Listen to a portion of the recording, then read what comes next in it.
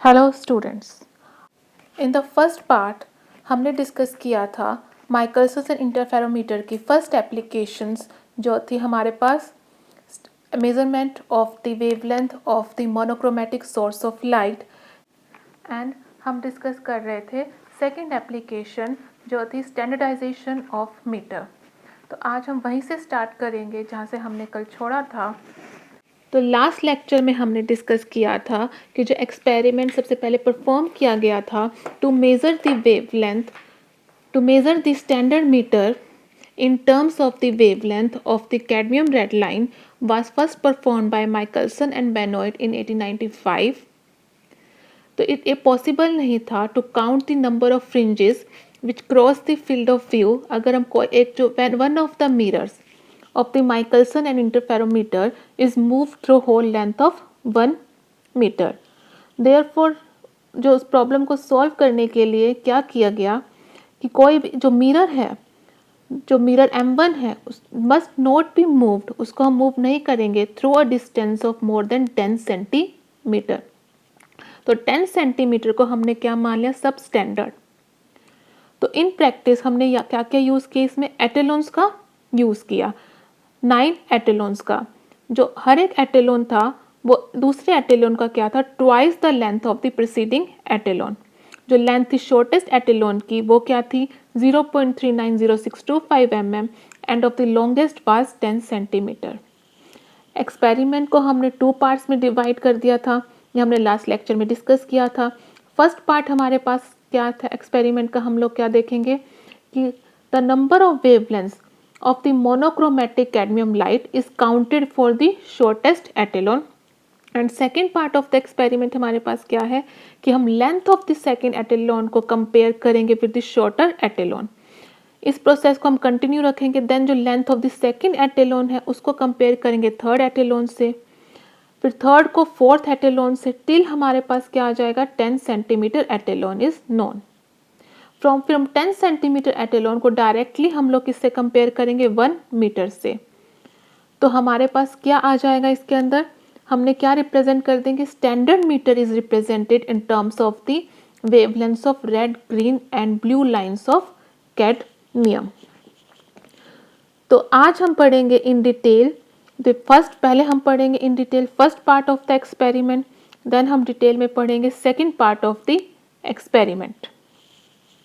यहाँ पे हम लोग फिगर देख सकते हैं जो कि क्या है, माइकलसन इंटरफेरोमीटर जो हमने यूज़ किया है वो इस फिगर में हमने दिखाया गया है। ये फिगर हमने लिया है from the book optics by Brijlal and Subrahmanyam. तो हमारे पास फर्स्ट स्टेप में क्या हो रहा है कि light from source S, light from source S after passing through lens L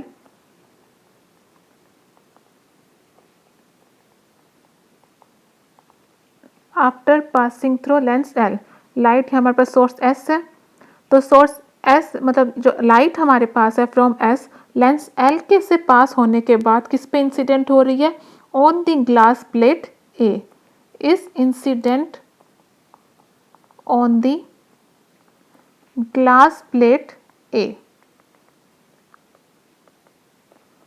तो जो one portion of the beam है ग्लास प्लेट ए पे इंसिडेंट होने के बाद, जो one portion of the beam है वो रिफ्लेक्ट हुआ towards the M1, while the other part, जो other part of the beam है M से रिफ्लेक्शन होने के बाद फॉल्स ऑन द मिरर, किस पर फॉल हो रहा है, M1 and M2। M1 and M2 क्या है यहाँ पे, शॉर्टेस्ट एटेलॉन, और on the fixed mirror M2। तो one portion of the beam, one portion of the beam is reflected, कितना रिफ्लेक्ट हो गया, is reflected towards M1 or after towards M1, while the other part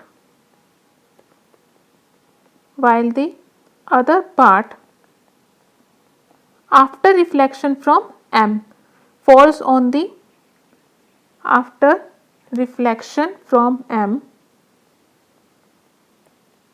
M से reflect होने के बाद after reflection from M किस पे fall हो रहे हैं? Falls on the M1 and M2 of the shortest echelon, falls on the mirrors M1 and M2 of the shortest echelon and fixed mirror M2 and fixed mirror M2। तो हमारे पास क्या हो गया? अब हमने नेक्स्ट क्या है हमारे पास? जो सेंटर है M2 का,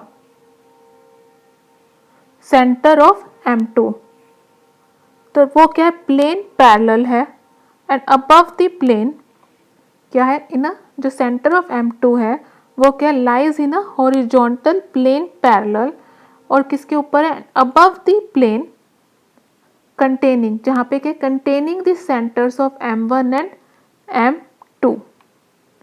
तो जो M2 है वो किस पे लाई कर है? Lies in horizontal plane parallel, जो कि किस पे? अबव द प्लेन है, जहाँ पे क्या है? Containing the centres of M1 and M2। मतलब जो M2 है वो किसके पैरेलल है? M1 के और M2 के। और जो P है हमारे पास वो क्या? एक रेफरेंस प्लेन है, जहाँ पे जो P है वो क्या? रेफरेंस प्लेन है, और वो क्या? इमेज ऑफ M1, और वहाँ पे हमें क्या मिलेगी? Image of M1। ये क्लियर है कि M2 क्या है? इज पैरेलल टू M1, और जो P है हमारे पास वो क्या? Is a reference plane and is the image of M1। तो जो मिरर्स हमारे पास जो M1 M2 है उसको हम इस तरीके से एडजस्ट करेंगे कि जो उनके जो प्लेन्स हैं वो किसके पैरेलल हो जाए? To the reference, are parallel to the reference plane P। तो हमारे पास जो M1 M2 है, अगर उनके जो प्लेन्स हैं वो पैरेलल हो जाएंगे to the reference plane P, तो हमें क्या नज़र मिलेंगे? अगर मिरर्स पैरेलल होते हैं आपस में तो हमें क्या मिलते हैं? हमें मिलते हैं सर्कुलर फ्रिंजेस। तो हमें कौन से फ्रिंजेस नज़र आएंगे? Circular fringes are visible in the field of view of the both mirrors. अगर हम M1 M2 के फील्ड ऑफ व्यू से देखेंगे टेलीस्कोप में से, तो हमें क्या नज़र आएंगे? हमें नज़र आएंगे सर्कुलर फ्रिंजेस। अब हमारे पास क्या है? The centre of M2 lies in a horizontal plane parallel and above the plane containing the center of M1 and M2।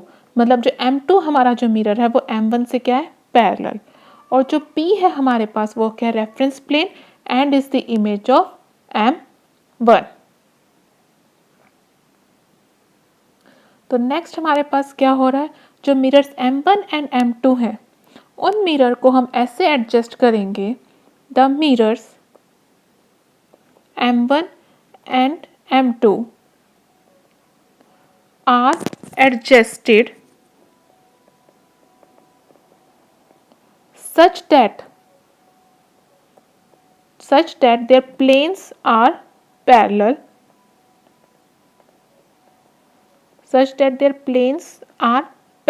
to the reference plane P,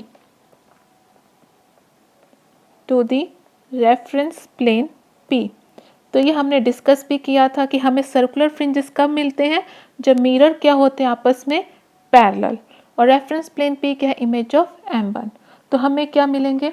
mirrors M1 और M2 क्या है? Parallel, तो हमें कौन से फ्रिंजेस मिलेंगे? Circular fringes are visible in the field of view of both the mirrors। जो हम किससे देखेंगे? when seen through telescope।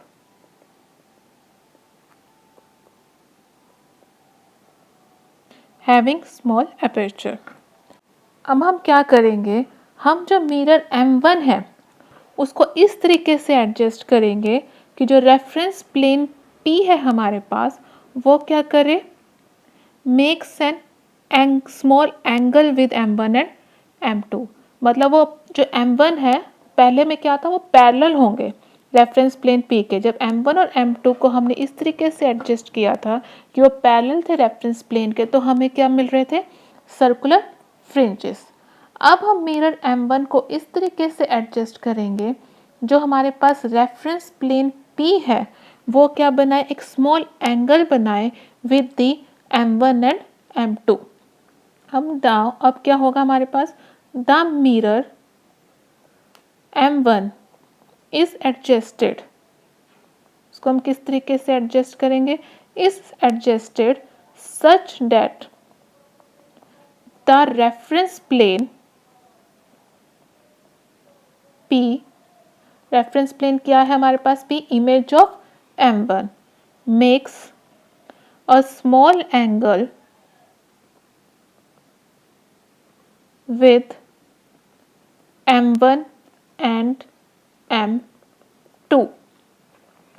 अब हमें ये भी पता है कि हमारे पास जब भी कोई भी मिरर, जो हमने वो देखा था M1 प्राइम और M2 का, तो उसमें हमारे पास लोकल फ्रिंजेस पैरेलल और स्ट्रेट हमें कब मिल रहे थे, जब mirror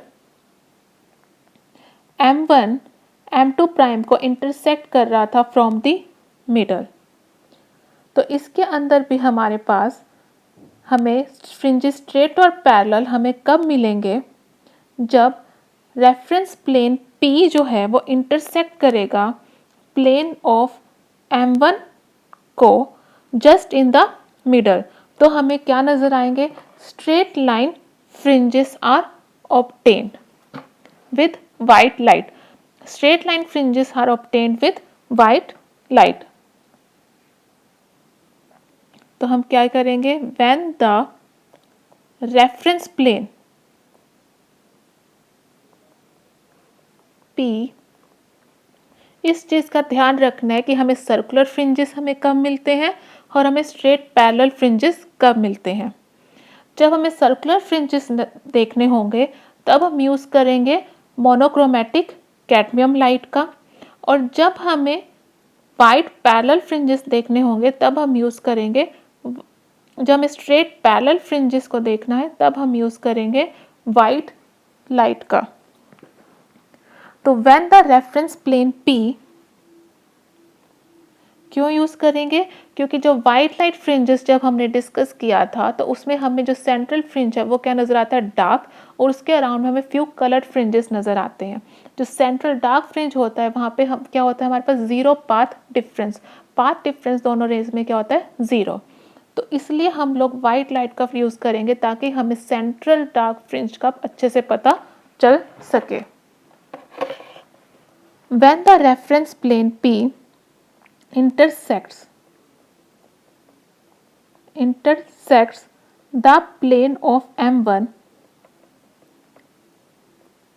just in the middle, किसमें करेगा, just in the middle,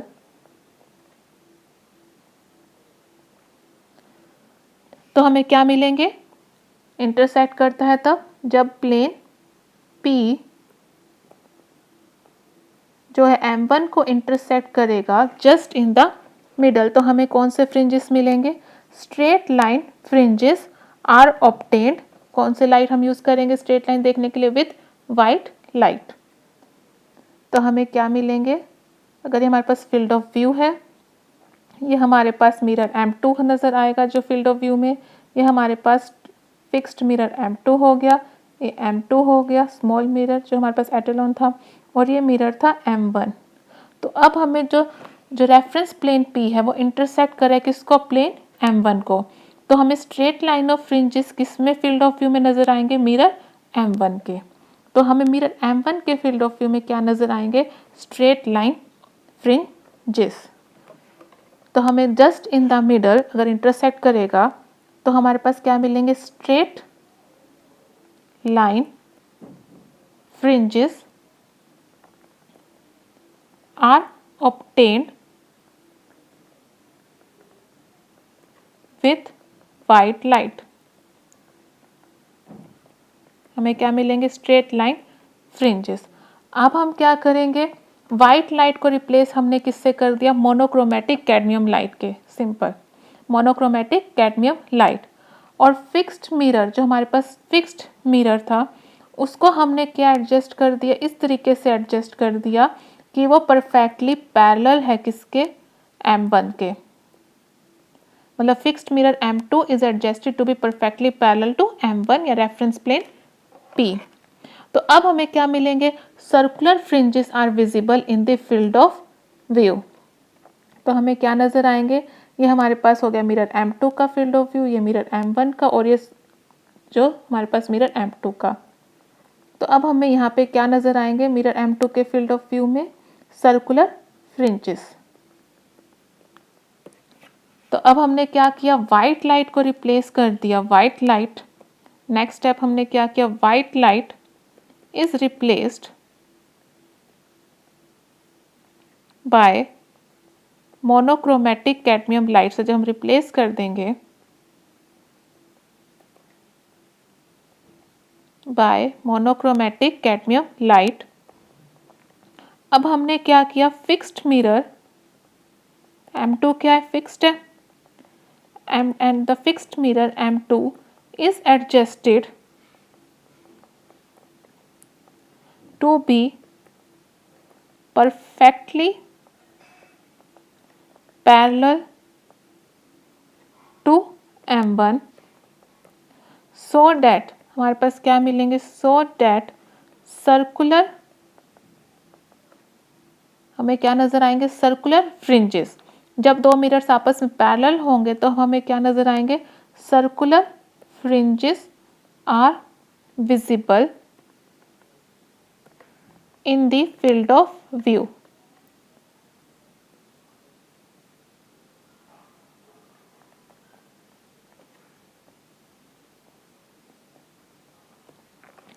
अब हमने नेक्स्ट क्या किया?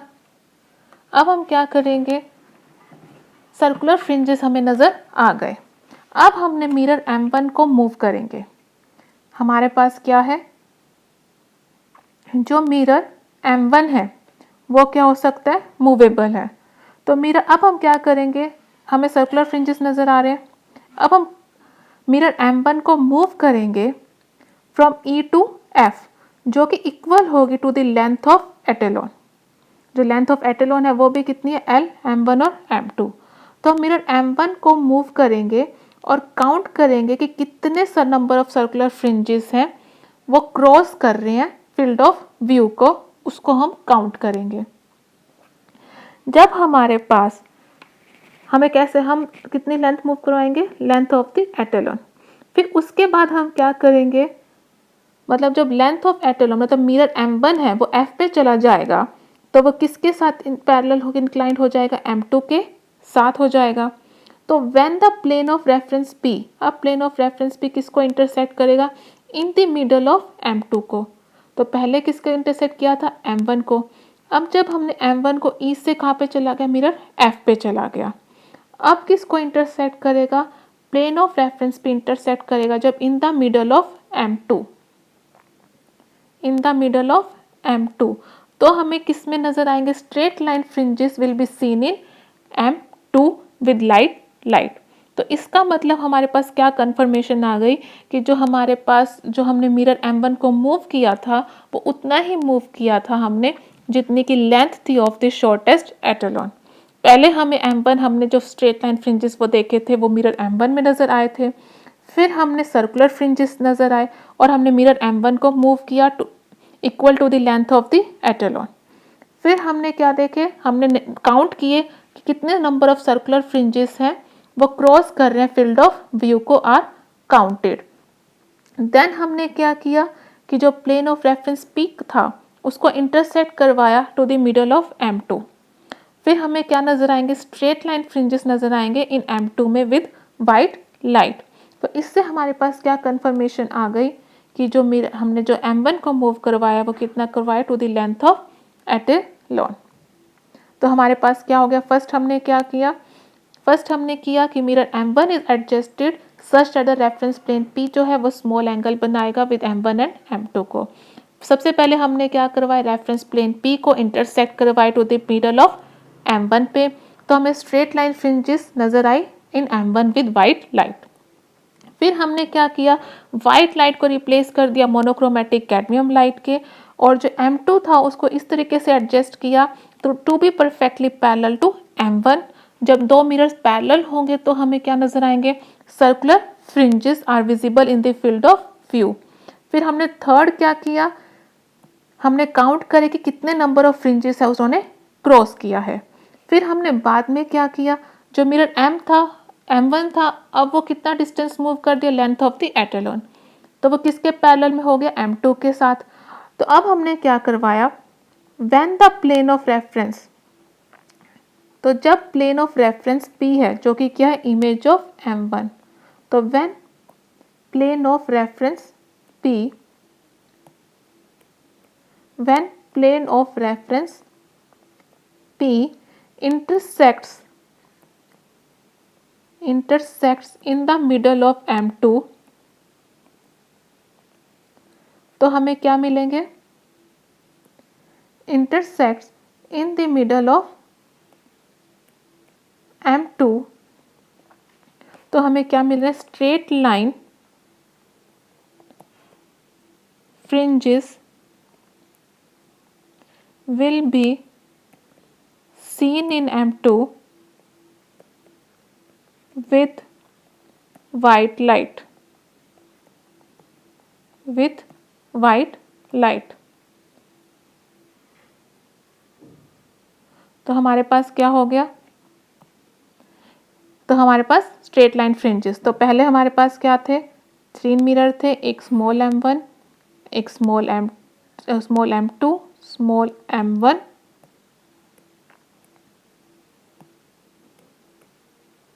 और एक था हमारे पास M2। तो जब हमारे पास क्या था, रेफरेंस प्लेन P इंटरसेक्ट कर रहा था मिडल ऑफ M1 करवाया हमने पहले, हमारे पास क्या हो गया, स्ट्रेट लाइन फ्रिंजेस हमें नजर आ रहे थे इन the field of view of M1। उसके बाद हमने क्या करवाया, हमने काउंट किए कितने नंबर ऑफ, हमने मिरर M1 को मूव करवाया to the length of the etalon. तो हमारे पास क्या हो गया, हमने क्या अलाइन करवाया, हमने मिरर M2 को पैरेलली अलाइन करवाया मिरर M1 या रेफरेंस प्लेन P, तो हमें क्या नजर आया, सर्कुलर फ्रिंजेस इन M2 में हमें क्या नजर आया, सर्कुलर फ्रिंजेस। फिर देन जब वो मिरर जो M1 था वो E से कहाँ चला गया, F पे, EF की लेंथ क्या है, लेंथ ऑफ द एटेलॉन। अब उसको अपने इंटरसेक्ट करवाया M2 से in the middle, reference plane P कहाँ इंटरसेक्ट करेगा, मिडल ऑफ M2। अब हमें क्या दिखे, straight line fringes are visible in the M2 में हमें क्या नजर आए, straight line fringes M2 with monochromatic light.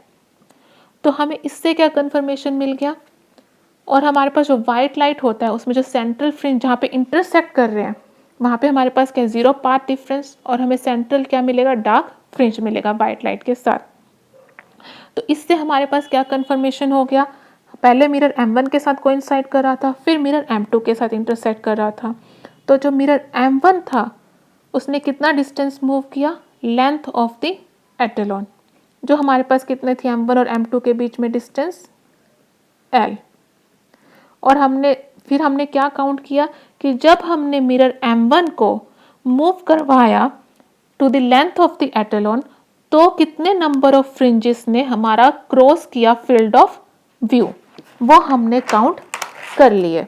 Now we suppose that the mirror M1 has moved, हमने कितना मूव कराया, थ्रू डिस्टेंस L, तो n fringes have cross the field of view. कितने फ्रिंजेस हमने काउंट करें, मान लो n fringes have cross the field of view.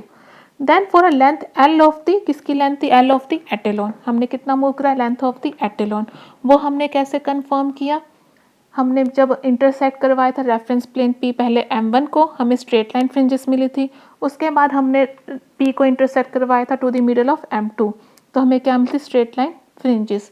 तो उससे हमें कंफर्म हो गया था कि हमारा जो मिरर M1 है वो डिस्टेंस कितनी मूव किया है, same as the length L of the etalon. तो then for a length L of the etalon, number of fringes crossing the field of view वो कितनी है, n। तो हमारे पास क्या होता है, जो कॉस है वो हमने 1 लिया हुआ है, तो हमारे पास क्या हो जाएगा 2d is equal to n lambda. तो हमारे पास क्या आ जाएगा L is equal to n lambda. तो first part of the experiment हमारे पास क्या था कि हमें लिखनी थी कि number of wavelengths of the monochromatic cadmium light count is counted for the shortest etalon. तो हमने इसमें शॉर्टेस्ट एटेलॉन हमारे पास उसकी लेंथ क्या थी L, उसको हमने किस में कर लिया, लिख लिया लैम्डा क्या है हमारे पास, मोनोक्रोमेटिक कैडमियम लाइट की वेवलेंथ। तो हमारे पास first part of the experiment क्या हो गया, डन हो। Third and last part of the applications of Michelson's interferometer हम लोग डिस्कस करेंगे second part of the experiment. Thank you.